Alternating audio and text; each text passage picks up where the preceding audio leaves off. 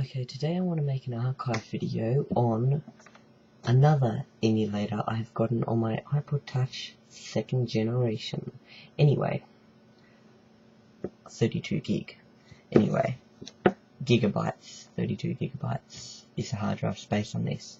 Okay, anyway, I'm going to show you something. Now, as you probably know, the operating system on my computer is called Windows. Well, that's main brand. Please, Mum, don't disturb me. I'm making an archive video. Now, as you can see, I have got Windows 7. So this is it here. And if I right click on computer and click properties, you can see that I'm not lying to you. I'm actually telling the truth. There it is. And I've also got the box. Well, anyway, let me just quickly talk to you about another operating system. Not Windows, it's called Mac. Now, Mac started off in 1984, a year before Windows, and it started off with System 1, then they made System 2, 3, 4, 5, 6, 7, 8, 9, 10, and then they got up to 10, and then they went 10.1, 10.2, 3, 4, 5, 6. So anyway, my iPod here, you've seen it emulate Windows 95 at an extremely slow speed, which takes a minute to open the start menu after you've clicked it, and just to boot Windows 95 up on the iPod takes about 15 minutes. But I'll show you now how fast the iPod can run macOS System 7, which was made sometime around early 1992. So here's my iPod and I'm going to show you.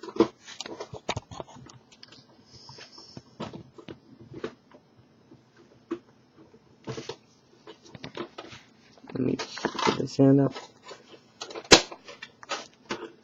Okay.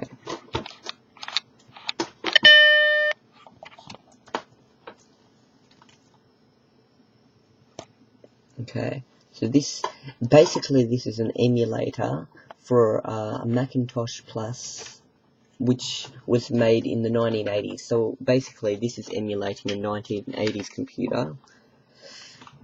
Okay, and this is emulating the floppy disk drive now, so let me virtually put in the floppy disk for System 7.5.3. So I've put that in, and it's not booting for some weird reason. There we go. Now it's booting. Okay, so this is what most people would see on their computers back in the, 1990s, early 1990s. This is about the same speed it was back on those old computers, but when I use my big computer to emulate it, it can emulate this faster. Anyway, as you can see at the top of the screen there's that famous Mac. It's not a taskbar, but what it would be called if it was part of Windows.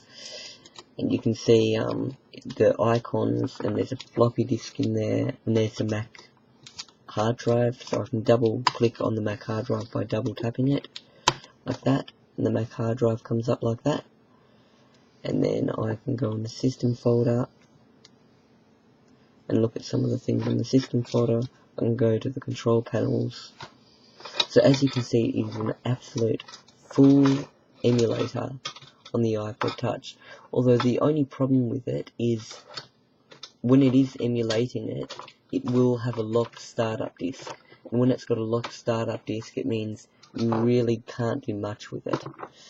So let me give you an example. If I go up to the top here, I can go to the top. Okay, let me put my finger there. Okay.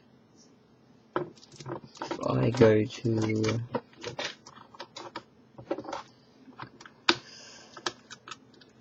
chooser, for instance, I'll went to control panel instead. Right. By the way, the computer's actually meant to be using a mouse to do this, but I'm using my finger as a mouse. Wait, chooser. This is an example to show you the iPod is absolutely refusing to open chooser on the Mac. This is due to the fact that the locked startup disk, basically it can't emulate an open unlocked startup disk on the iPod. So You're probably thinking, well, what's the point if you can't really do much? You can do a few things. For instance, I can just quickly insert a floppy disk in now. If I can just quickly do this, I can put in Mac Draw. And with this macOS, basically you stick the floppy disk in and then run it off there. There was no installing. It's basically stick it in and then run it straight from the floppy disk. So this is Mac Draw, an early version of Mac Draw anyway. Let's just say about Mac Draw. Copyright 1987, so it is very old, this program. Version 1.9.5, there's probably a much newer version. But this is exactly what it was like back then. Let me just quickly try and draw this iPod Touch with Mac Draw. Okay. So I've just drawn a sort of a shape there. A rounded rectangle, okay. And the iPod has sort of a... Okay, there we go. And the little circle off button. Okay, this isn't going to end too well.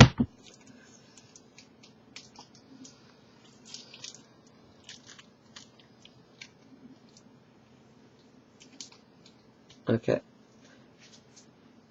Fortunately, I'm having so much trouble just to move this little circle thing. Oh, the second I move it, I take my finger off. Okay, I can move it.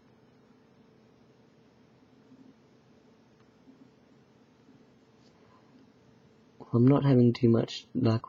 It's the best I can really draw this device here. But you can really see how it works.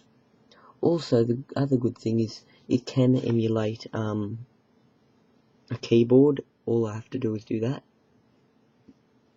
And the keyboard comes up. Now I can type in anything you want. It's just hard to hold and type.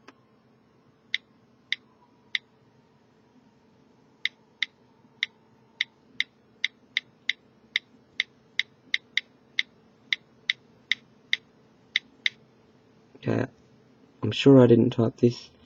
This thus is an iPod Touch, so anyway. That didn't work out well. So this is an iPod Touch, okay. Well, that was not too good, so let's just quit that now. As you can see, it is a fully sort of a working operating system. I can open multiple things at once. There's a program here called Stickies, which I don't know what it does. Okay, new note. Ah, it's a sticky note sort of an application. Windows 7 has this, okay.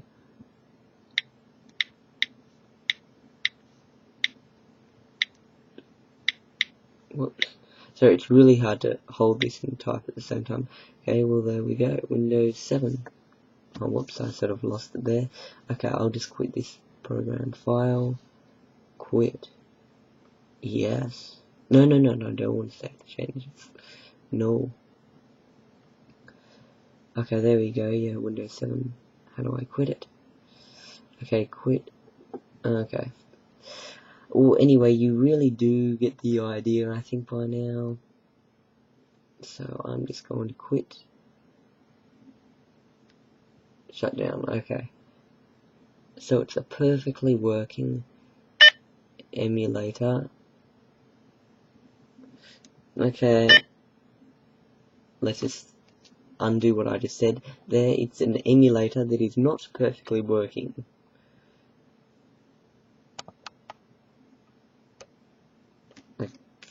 Okay, how do I... I'll just try and quit all this. Quit. Okay. File.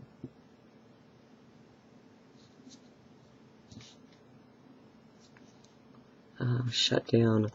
I'll just shut down, okay. How do I quit this now? I'm having a problem. I cannot quit this program.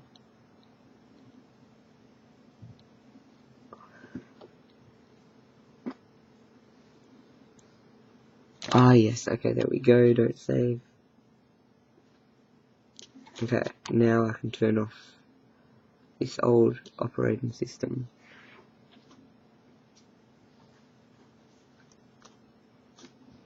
I think it works really well on the iPod if it actually wasn't locked and wasn't having errors every few seconds.